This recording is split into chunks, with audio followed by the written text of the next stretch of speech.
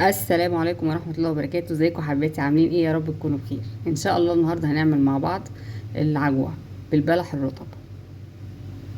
هنجيب اي كمية من البلح متاحة عندك وهنغسلها ونحطها تصفى وتنشف من المية بالشكل ده. نحطها على حاجة عالية تنشف تصفي ميتها بالشكل ده.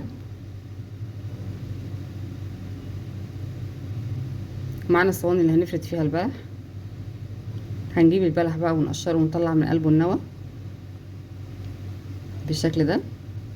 هنقشرها ونطلع من قلبها النوى ونسيبها على شكل فلقتين زي ما هي كده. لو اتقطمت مش مشكلة، يعني لو بقت نصين ما فيهاش مشكلة، بس احنا بنقول عشان يسهل عملية الرص بس مش اكتر،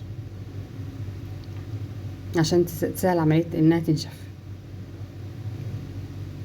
بالشكل ده. وبعدين هنحطها في الصواني.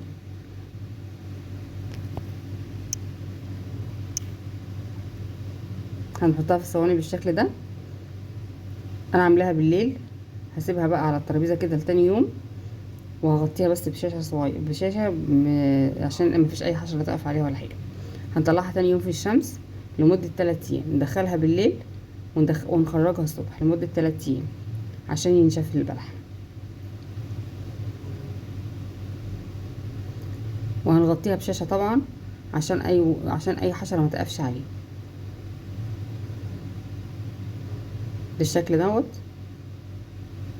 نخرجها في الشمس، ولما الدنيا تدخل على الظلام نروح مدخلينها جوه البيت. بعد ما تخلص خالص بعد 3 ايام او يومين، ممكن في خلال يومين كمان ممكن الخطوة دي نعملها.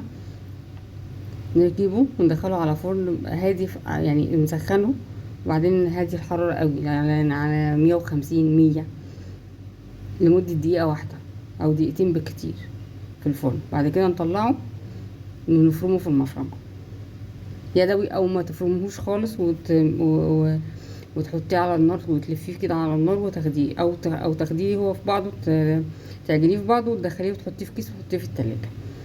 انا بفرمه نقطة زيت حطيتها عليه ونقطة زيت حطيتها في المكنة، لأني بفرم بالمكنة اليدوي، وفرمتها عشان تسهل لي عملية الفرم بالزيت. حاجة بسيطة خالص يعني، مش كمية كبيرة. بقى بالشكل ده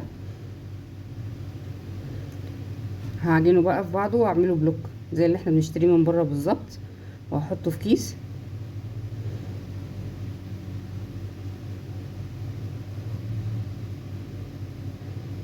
واحفظه في التلاجة في الفريزر بتاع التلاجة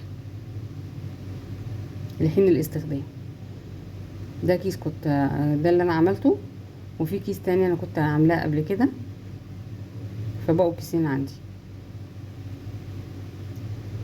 بالشكل ده. ده كيس انا عاملاه دلوقتي وكيس عملته قبل كده. ولو وصلتوا معايا لحد هنا ما تنسونيش في اللايك والاشتراك، والى اللقاء.